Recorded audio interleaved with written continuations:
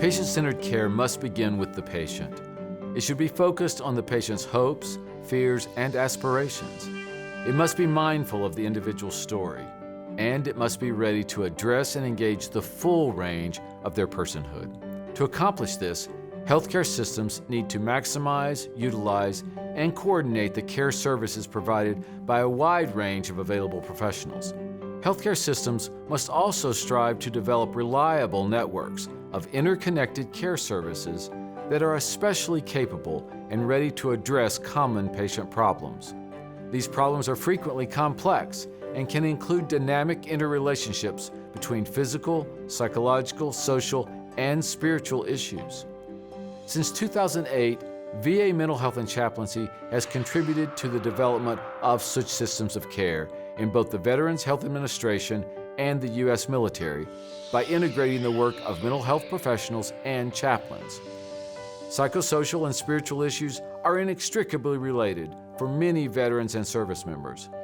Common problems like guilt, shame, hopelessness, and loss of meaning and purpose in life influence a significant number of our patients and transcend the boundaries of any one discipline, beckoning for a coordinated approach to caring for our patient populations. The healthcare teams featured in these videos were part of a coordinated joint effort between the VA and the military to systematically integrate mental health and chaplain services. Mental health and chaplain teams from a total of 14 different facilities, 7 VA and 7 military medical facilities, participated in this learning collaborative, which was a year-long quality improvement project. The lessons learned from this project provide an important roadmap for how chaplains and mental health professionals and other related healthcare providers might seek to better integrate our care services to optimally meet the needs of veterans and service members that we care for.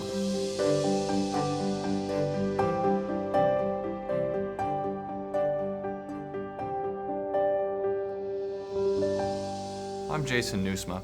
I'm a clinical psychologist and I serve as the Associate Director for the Mental Health and Chaplaincy Program in the Department of Veterans Affairs.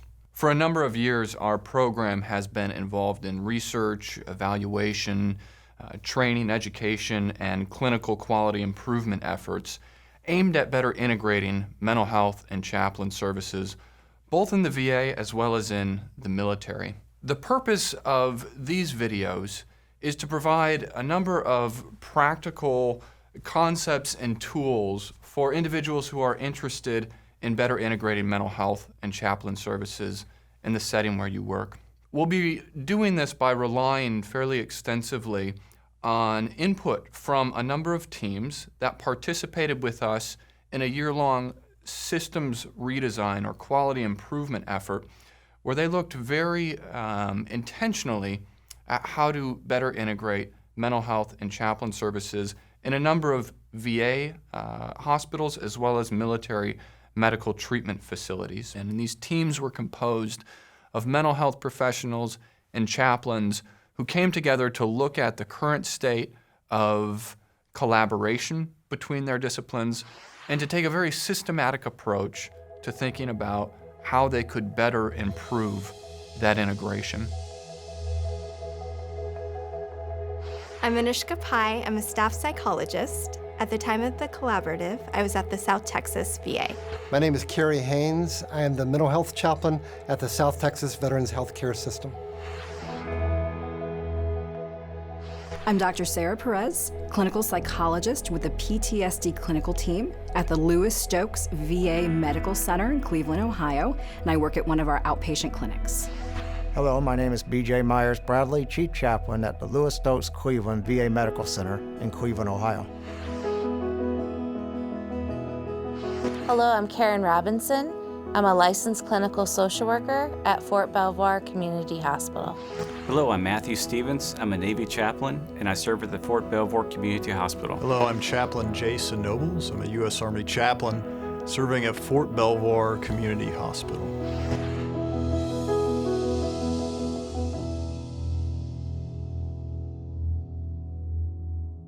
A few years back, I was giving a talk on moral injury to healthcare professionals.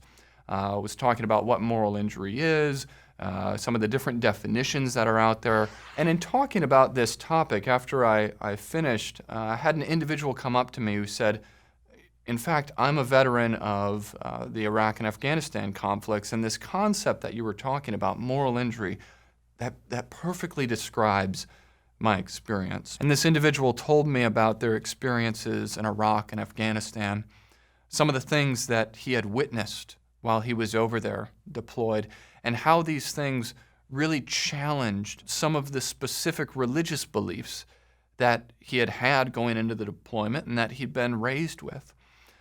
And when he came back from the deployment, he said that he returned to his faith community, to the church where he had been raised and had been attending before he'd gone on deployment. And he said that he felt ostracized there.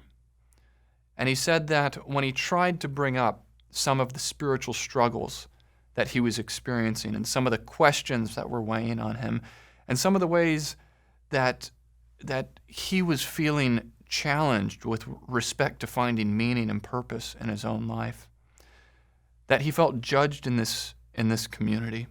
This individual had received mental health services through the VA, but he'd never received a referral to a chaplain. He didn't, in fact, know that chaplains existed in the VA system. And this isn't terribly surprising that he had never seen a chaplain. Often it's the case that mental health professionals, they will think about spirituality, potentially, with respect to the kind of mental health care that they provide, but we often are not assessing for spirituality in a way that we're thinking about that assessment or that screening process or that information gathering process around spirituality contributing to a potential referral to a spiritual care provider. If we're thinking about chaplains, it's often thinking about chaplains in the frame of someone who attends to specifically religious needs, religious practices, rather than someone who can attend to the broader spiritual needs of an individual. And it's also possible that there may be some antagonism or mistrust between mental health and chaplain services. In our faith communities, there are myriad examples of religious leaders as well as those who are in religious communities having a skepticism with respect to mental health. Within our mental health tradition, of course, we have a number of seminal figures who've been pointed to as being antagonistic toward religion. And we've seen this in many of the major psychotherapeutic modalities that have been popular over the last century or over the 20th century predominantly.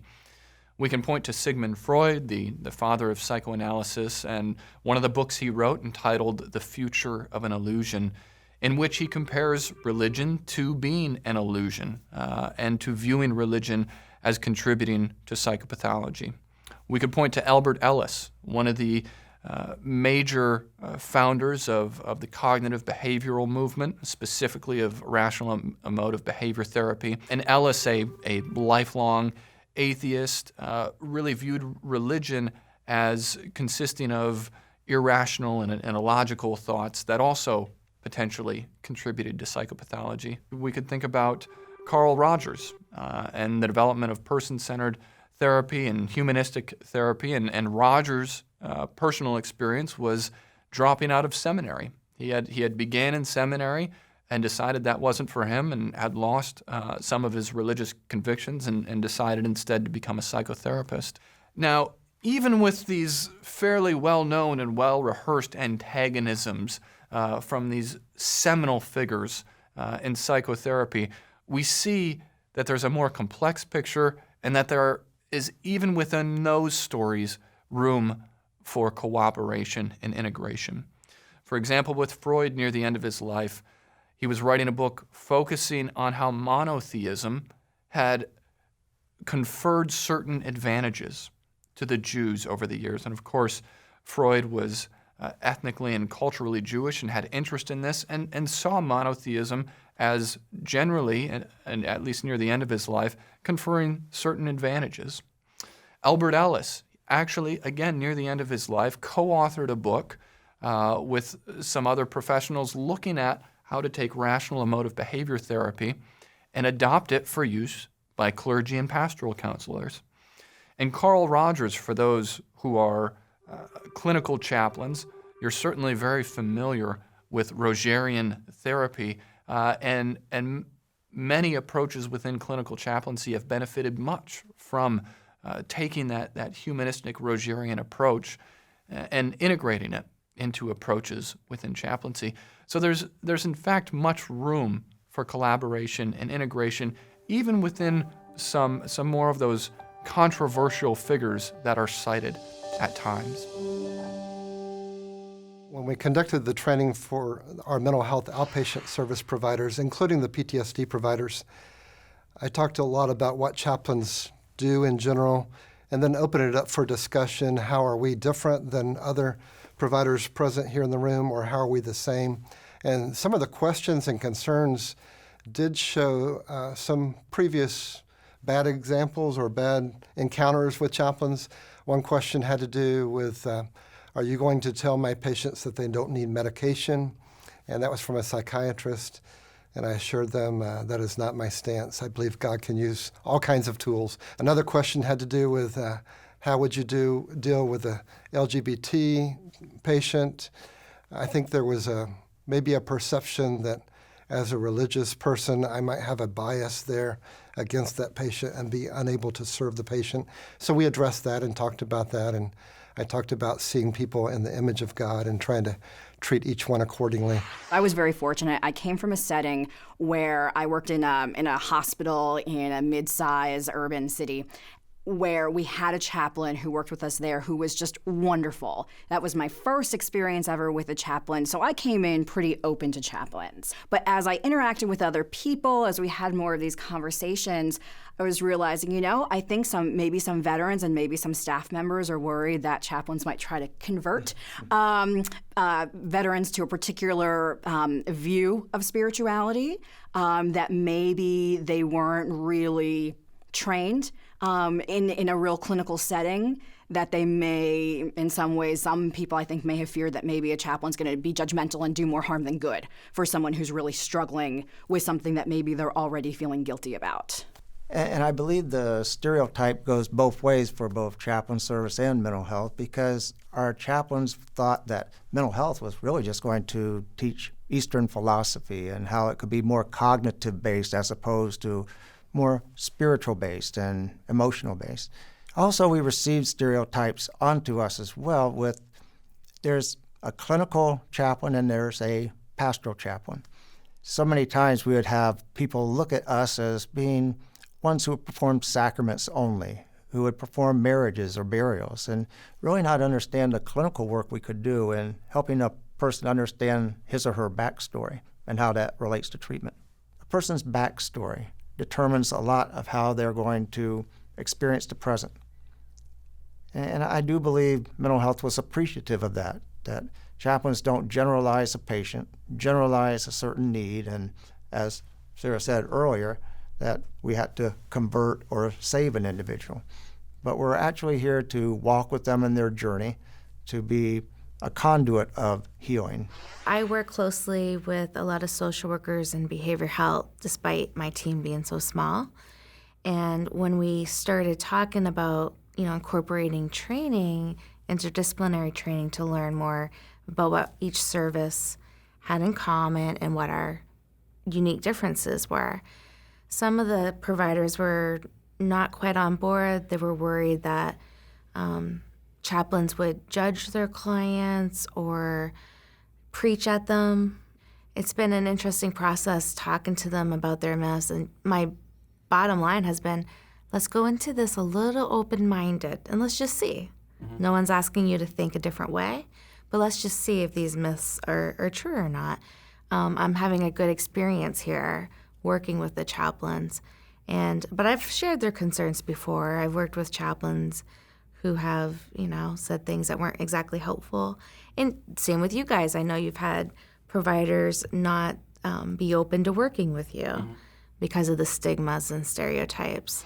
Prior to the Learning Collaborative, I didn't really have a sense of stereotypes of chaplains, mainly because we didn't discuss chaplains too much. So we would rarely bring up chaplain service as a possible referral source. I know I had personal stereotypes toward the mental health community, maybe thinking that they were much smarter than I was, that they really were very technical in their language, and I would have trouble understanding what they did or what they wanted to do with patients. And thinking about their stereotypes of me, I think they might think I was uneducated compared to what they had been through for their training, and that perhaps I was only a religious figure available for the most religious of patients, but perhaps not for other situations such as anger or guilt or forgiveness issues that we deal with a lot, even for patients that are not particularly religious. Although healthcare professionals on average are less religious than their patients, and mental health professionals on average are less traditionally religious than healthcare providers, it's still the case that mental health providers are very interested in being open to integrating religion and spirituality into the treatment of individuals. And a number of different surveys have found this, and in some ways, contemporary developments within evidence-based psychotherapy are somewhat suggestive of this trend as well. Third-wave cognitive behavioral therapies have gained a lot of interest in recent years, and there are lots of elements to these psychotherapies, but one of the underlying currents within these newer psychotherapeutic traditions is an interest in getting back to things that might be thought of as spiritual. We often see things like mindfulness in some of these new approaches, elements that certainly point toward spirituality, as do consideration of values and other things. And so there's certainly an interest among mental health professionals, more broadly speaking, in issues of spirituality and religion in our modern healthcare context. Talking about open-mindedness, me asking clinicians to be open-minded and how they think about chaplains, it was the other way around too. It was like, okay, are chaplains open-minded enough about meditation and mindfulness and that kind of thing? So it was really great to be able to tell the clinicians, hey, by the way, more and more chaplains are getting trained in clinical savvy techniques. They're learning more about ACT, acceptance and commitment therapy. They're learning more about motivational interviewing. And I really like the thing that I've seen that we have in common a lot is genuine care and concern in treating the whole person. Exactly. We in the Department of Veterans Affairs and in the Department of Defense have also discovered that mental health professionals are very open, generally, to integrating chaplains into the mental health care that's provided to veterans and service members. One of the studies that we conducted was a large-scale evaluation, or something that we sometimes refer to as a gap analysis, in which we used quantitative and qualitative methods to study the current state of mental health and chaplain services in both VA and the military, and to look at what an ideal future state might be. And we did this by conducting a survey of all active duty chaplains in the military and all full-time chaplains in the Department of Veterans Affairs. And we also did site visits to 33 different facilities across VA and DoD, including operational contexts as well as healthcare facilities on the military side, where we interviewed nearly 400 different chaplains and mental health professionals. And out of these projects, we again and again came across information that was suggesting to us that mental health professionals were very open and intrigued and interested on the whole with wanting to integrate chaplaincy more intentionally into mental health care services. And one of the places where we found this was on our survey of chaplains. We posed a number of questions to chaplains and in fact gave them statements that we wanted to indicate their agreement with. Two of the statements you can see here. And so we asked chaplains to indicate their agreement with the statement that they understand the work that is done by mental health professionals, and then to indicate their agreement with the statement that mental health professionals understand the spiritual work that chaplains do. And what we found is that chaplains generally said, yes, I understand what mental health does, but mental health, they simply don't understand what I do quite as much. We also asked our chaplains how much they valued mental health professionals and how much they felt valued by mental health professionals. And what you see here, again, is that nearly all of our chaplains said that they value the work that's done by mental health professionals. However, there were quite a few chaplains who said that mental health professionals may not value my role as much. Now, if you're closely looking at these slides, one of the things that in fact you'll see is that there were quite a few chaplains who, on that first question, said, you know, mental health professionals don't really understand what I do. But then on the next question, they indicated that, but they still value me. But as a chaplain, the spectrum of what we do is so varied. And I think that that's been one of the harder parts of this process is nailing down what are the core things you do. When I think about engaging you as a chaplain from behavioral health, how do I even begin to do that if you're all over the charts on what you do? What can I nail down that I could refer to? I think from a counselor perspective or a behavioral health perspective, it would be pretty darn scary. Yeah, and if we're confused, is the patient perhaps confused on what they're going to get when they walk in our doors? What exactly are you going to help me with? Is, the bottom line. Prior to working with the chaplains, I didn't realize that you guys did the best friend approach of sticking with people until they got to the place they needed to go to get that help.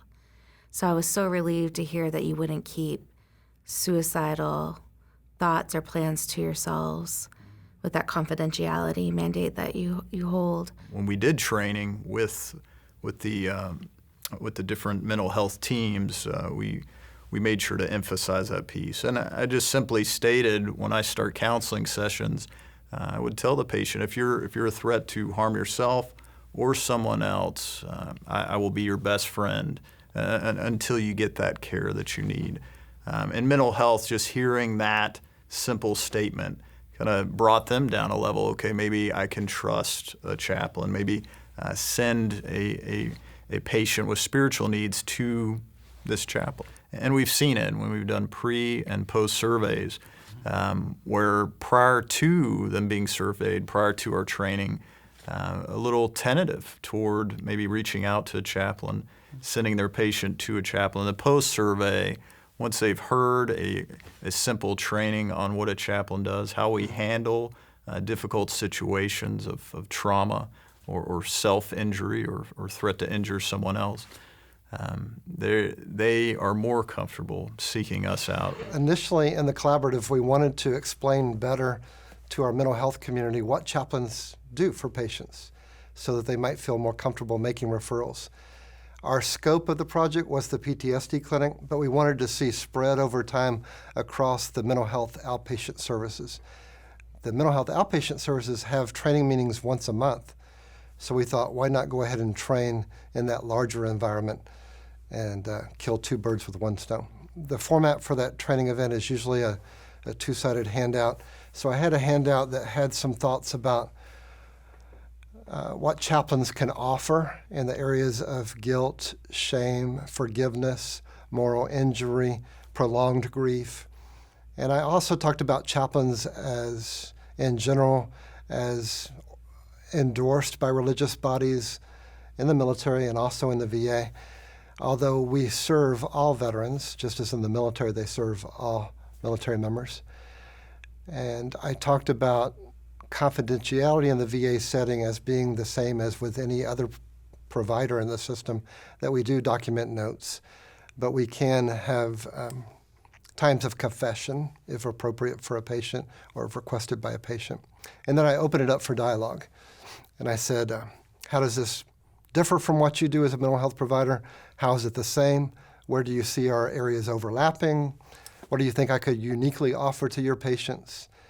And we had some wonderful dialogue that day. I think over time, the mental health providers started to see how much more applicable the chaplain service could be to our patients. We started to see the breadth of their expertise, such as working with anger, guilt, shame, forgiveness, grief, just various areas that, especially in the PTSD clinic, will often be very relevant to the patients that we have. And there were also parts where people were just excited to hear about areas that you were interested in, like developing a moral injury group, which is an area that we've all been very interested in seeing down the line. So there can be a number of reasons why mental health professionals don't understand the work that chaplains do, and we've already alluded to a number of those reasons. There's the potential for misunderstandings about what one another do. There's perhaps an antagonism, although we did not find that so much.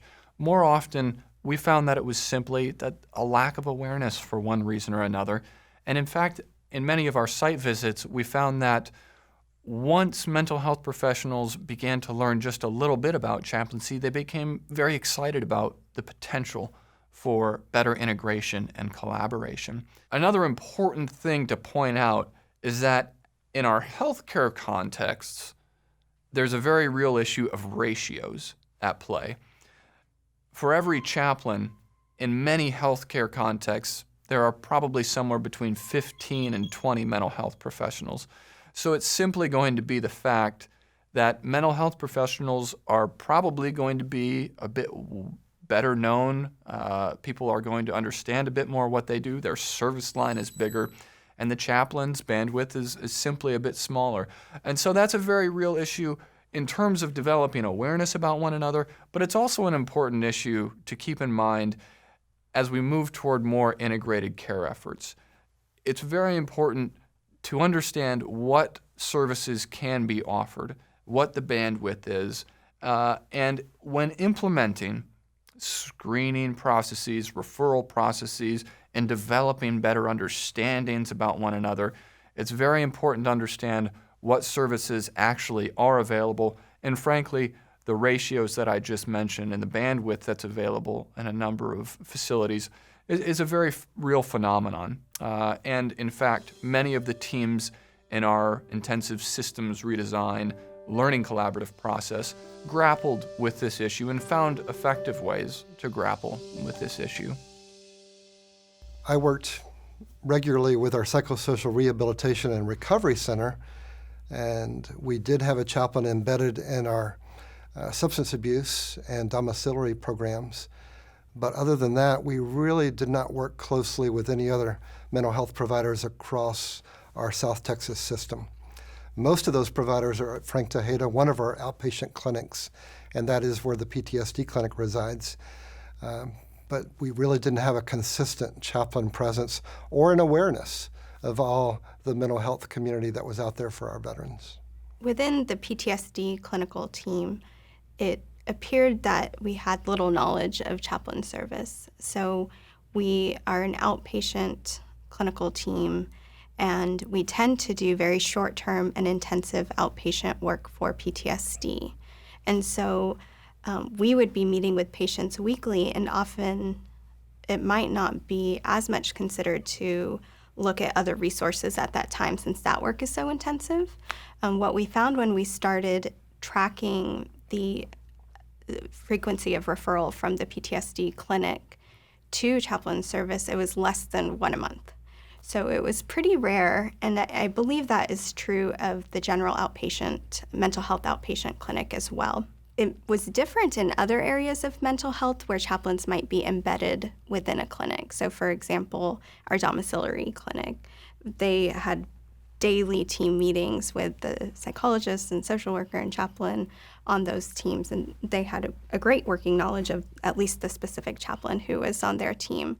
We were talking earlier about the collaboration between our two services, and we had one outpatient chaplain assigned to all 13 of our outpatient clinics. And I believe you said that you only had that chaplain come to a team meeting maybe once in several years by invitation. with a particular need for a veteran that was in distress. And we saw a need there to bring chaplaincy, the presence of chaplaincy into the clinic. If I were to speak for my team in general, I think we all knew BJ because of his role with the residential program, but really wasn't integrated in any other way. And the vast majority of even though our residential program is really important, the vast majority of the work we do happens on an outpatient basis. So I think while we knew him, we weren't really looking at the role that chaplains could play in our more regular day-to-day outpatient work. Yeah, and I think wouldn't you say that's really the way it was throughout the hospital, where individual chaplain would know the mental health provider on their specific area coverage, but as far as the services knowing each other. And to be honest, I don't think our chaplains really knew how they could collaborate with mental health directly. It was very informal in how the two services could interact.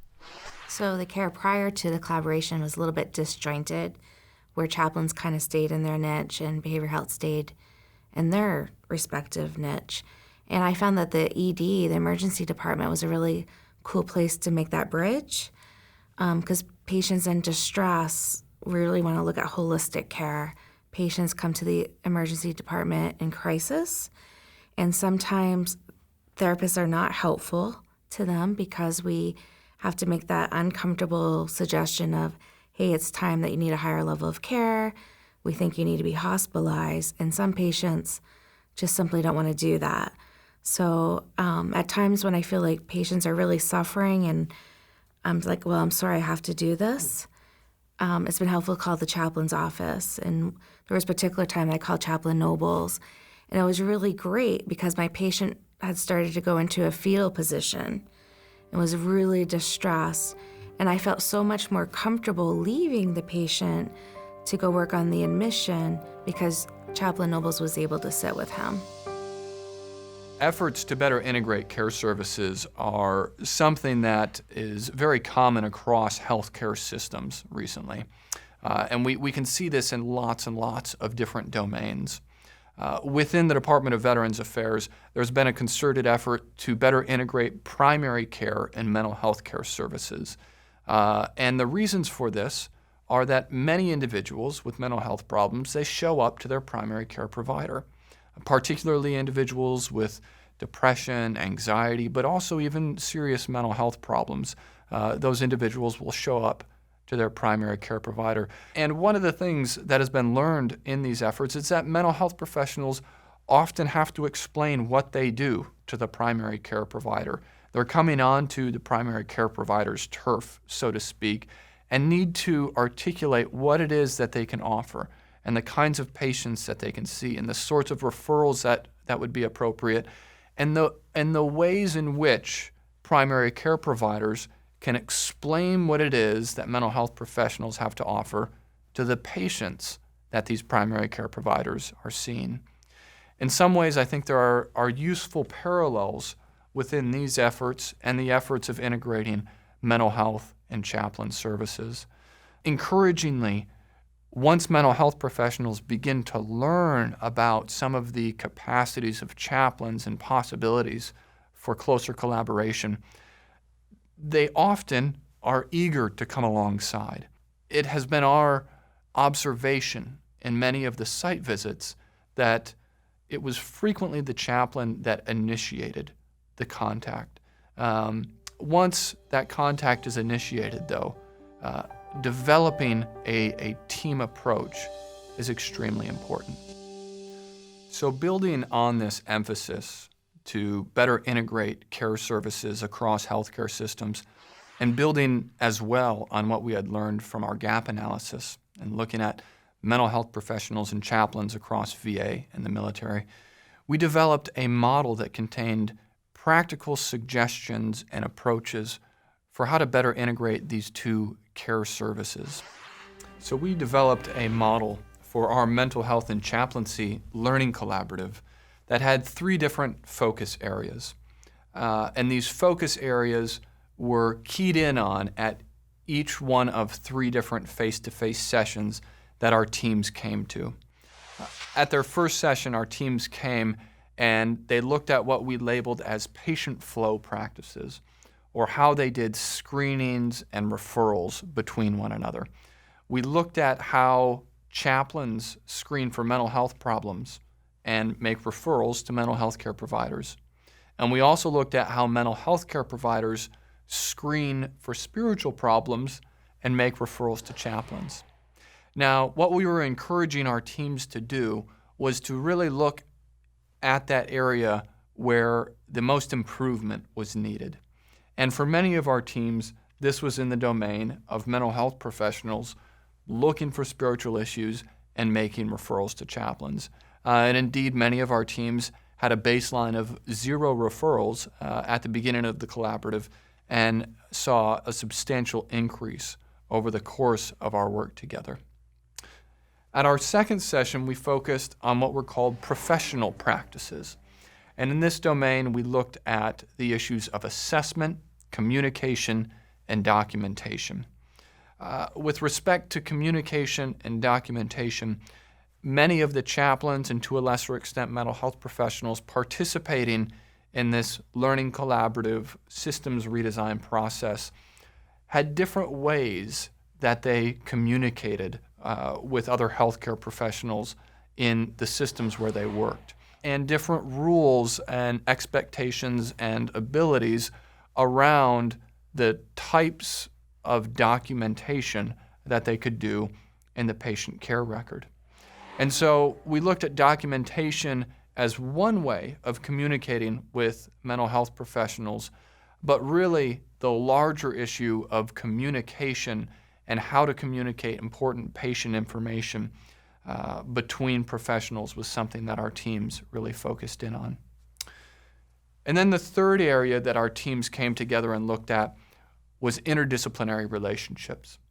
And in this domain, they were looking specifically at cross-disciplinary training and role clarification. In many ways, this top area of our model, interdisciplinary relationships, was something that we essentially began the collaborative with as well. In order for our participants in the collaborative to know how to screen and know how to refer to one another, they really had to establish an understanding of who one another were and what kinds of services they could provide. So often, especially for mental health professionals looking to refer to chaplains, there was a process that involved some role clarification and some training and some basic education at the very beginning of the collaborative, so that mental health professionals, when they were talking to patients, could explain what it is that chaplains do, explain what it is that chaplains have to offer. And then at the end of the collaborative, we came back to this focus area and looked at ways where our teams could take the work that they had done and tie it together in a concrete way where the changes and the quality improvement that had happened could hopefully live beyond those individual providers. So should that chaplain leave the facility, should the mental health professional leave the facility, there would be practices in place to ensure an ongoing continuity of care services and ensure that efforts would continue to be made into the future so that care provision between chaplains and mental health providers would continue to be patient-focused. First, I want to make sure to credit our systems redesign expert at our local site was super helpful in helping us get this together. When we were talking about patient flow, we decided the most important thing was to create a screening that we could use regularly with all of our patients across the board just to identify the need. So that was the first thing we did was we made it just a 2-question short assessment, and then anyone who scored over a certain point on that was then offered the opportunity to have a consultation placed with a chaplain. When most veterans come into our clinic, they usually, not always, but usually they do a group medical appointment that we call our orientation session. They do that first where they're already filling out paperwork. So what I did was I added our screening questions to that paperwork. So most veterans come in that way, so they've already answered the questions. What we did after that is there is a minority of veterans who come in who don't go through the group orientation visit, so then we have to remember to ask them. So most of us use a paper interview that we take notes on, so I added them to that as well. So they're kind of assuming the clinician looks at the interview, they're in their face and that they saw to ask. If someone screened positive at the orientation session, the clinician then has to remember to follow up on that.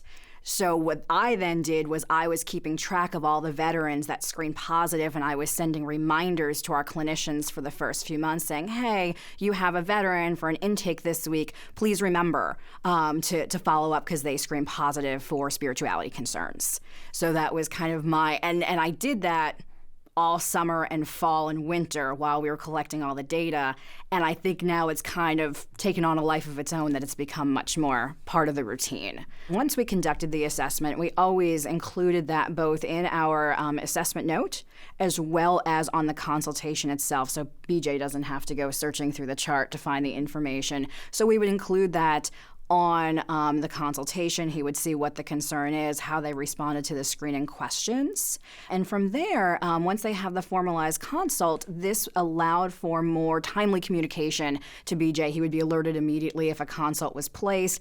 And when BJ gets to leave the VA and take vacation, that someone else would also be there receiving consults. So care is delivered in a more timely manner. So that was one way the documentation really helped us, by having that formalized. It's not just sitting around waiting for one person to respond to it. So as far as the last part, the cross-disciplinary piece, we were trying to really get the two services talking. So there was one time where I met with all of the chaplains as a group and tried to do some brief education on what is the role of mental health, what might be some things a chaplain might listen for that would alert them of the need of a mental health consultation, and really the logistics of placing a mental health consultation if they needed to. The way the chaplains are set up at our facility is most of them are already embedded in specific specialty teams where there would also be a mental health professional too. So in those cases, the chaplain is going to talk directly to the mental health professional on their team. But if they were to encounter someone outside of those formalized settings, they now knew how to get that person over to mental health if it was needed. So that was one cross-disciplinary training we did. As far as the PCT, our PTSD clinical team, we're a pretty small team. Most of us know BJ, but he still joined us to say, hey, this is a new thing that we're doing for our outpatients and to help get buy-in from our clinicians on the PTSD team. So the setting where we focused our Learning Collaborative project was the PTSD clinical team. And this is a specialty clinic within the mental health system. And we see veterans of all eras, of any gender, who have some military-related trauma, which could include combat trauma, military sexual trauma, or other traumas that might occur while in the military. The first session of the collaborative focused on screening and referral. So we felt that it would be helpful to clearly define aims with regard to screening and referral. But we felt that in order to most successfully make change in that area, that we would want to start developing relationships between the two services. And so we really immediately focused on communication and collaboration and interdisciplinary relationships, which, focused on other areas of the triangle, that though we might have waited till a later point to formalize that process. But we found it helpful to create those aims specifically with the screening and referral so that we could track that along the way throughout the project. When we started to look at the data, we found that the PCT, the PTSD clinical team, was referring less than one patient a month to chaplain service. And from chaplain service to mental health, there were 0 consults. So primarily what we saw is that people, the mental health clinicians, weren't really screening for or having the discussion about the possibility of chaplaincy being an added component to the patient's treatment plan. From the chaplaincy to mental health, we really had no formal consults as far back as a year or two. And I recognized that as a problem, but I didn't really know how to appropriately consult. And talking with my colleagues, we all felt the same. I did make some informal consults to some of our outpatient groups outside the PTSD clinic, just talking with team members in their offices, saying this inpatient might be a good prospect once they leave the inpatient unit. But I really didn't know how to make a formal consult. So we were not tracking within the formalized computer system how to best consult to mental health. And that was something that I wanted to learn through the collaborative. So something Karen and I both realized as we began going through this process was that she's a social worker and I'm a chaplain. When it comes to process improvement, we were not experts, right? There was a big gap in our knowledge of this. We know where we want to go, but we're here. How do we bridge that gap? Mm-hmm. And so one of the thoughts and ideas we came up with was training rodeos, like interdisciplinary training to mental health. So mental health professional like Karen coming and training our chaplains. This is what I do in mental health. This is who we are, and this is ways we can bridge that gap. But there's fewer chaplains, so 5 active duty, 2 contractors. That we have on our staff. But when it comes to mental health, it's a large team, 13 clinics, and I'm not sure the exact number of the mental health providers, but what we developed was a training, about 90-minute training, where we would go to these 13 clinics. And I think we've done about 9 or 10 clinics thus far, but go to the clinic with a training platform. So what did we cover in the training? Well, one of the things we covered is what do I do as a chaplain, and what does it mean for me to meet with a patient? What kind of questions will I ask? How do I handle sensitive issues that come up? Trauma, threats to harm the self or someone else, and really addressing those through the audience and through the context of the lens of the mental health provider. One of the growths that's happened in the rodeo trainings has been that we're not here to make a person religious. We're here to treat an area of their life where they find meaning and purpose. And if that aspect is not functioning optimally, that's going to affect the whole structure of a person. So the end state is not to make them go to church or make them pray more. The focus is making that belief system work better for them. And then Karen was awesome at doing specific role plays. And Karen, you want to speak to a little bit about that? Sure. We came up with a couple of scenarios. And before we asked the clinicians to practice the spiritual screen, we did a little demo of what it would look like. So I think one of the strengths of this training was not even just the role plays, but our different mediums that we used. We used a PowerPoint. We used videos. Mm-hmm. We had a patient in person present what it was like to fall through the cracks.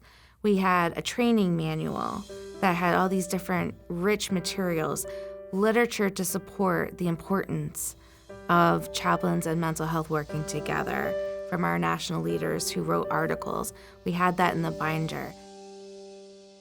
When we learned of the collaborative and we came up with our project at the first learning session, I came back to my home facility and informed our already very busy clinicians, hey, guess what, guys? We're going to be screening for one more thing in our already 90-minute intake that we do.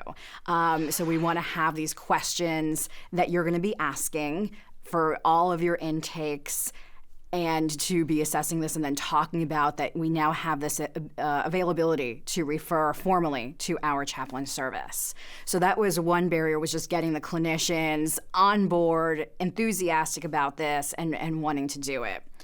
Another barrier that came up was it was very important to us, and I think to the collaborative as well, that we do this in a formalized way, no more just emails or phone calls or sporadic drop-ins, but to really have this in our medical system, to actually have a consult that you could click in that would show up in the veteran's medical record that could then be tracked. Was the consult sent? When was it answered? Was it addressed? So on a more administrative level, there was resistance to creating one more consult amongst the myriad consults that they already have. And one piece of feedback I got back from administration was, we don't think it's going to be used that much, so we don't really want to make a new consult for this. And so that was something that we had to do a compromise using an existing consult and then adding this in as an option so it could still be tracked and they were still happy. So we did work together to make it so it's something that we're accountable for, but not creating too many other layers of administrative work. We also noticed that a barrier is time. So time on the part of the mental health clinicians who are asked to screen at every intake evaluation when there's little time to gather a lot of information. And also time on the chaplain side, where what we saw is we had increased referrals, which was a great problem to have, but also added an additional burden to the load of patients that Chaplain Haynes was asked to work with in a given month. Previous to the collaborative, I was focused mostly on inpatient mental health units and the few groups that I led each week in our psychosocial program. So with the collaborative, I wanted to be more present in the PTSD clinic, and I began intentionally attending the interdisciplinary team meetings as well as setting up clinic appointments in their building. So that was a schedule change for me to spend at least a half day, sometimes longer, in that particular clinic. And out of that grew an outpatient type appointment system for me that really began to take precedence in my schedule over the inpatient world. When we talked about, doing a spiritual screen, I was thinking we're going to get a lot of pushback because we're already screening for alcohol and substance abuse. We're screening for suicide. We're screening for homicide. It's just like, one more thing. So that's where I went back to and said, you know what? Tailor the spiritual screens, naturally into the flow of your conversation. And you don't have to hit every single point on whether or not to know that you need to refer. Just do what feels natural to you. Make it yours. And so that's really kind of helped in my practice as well.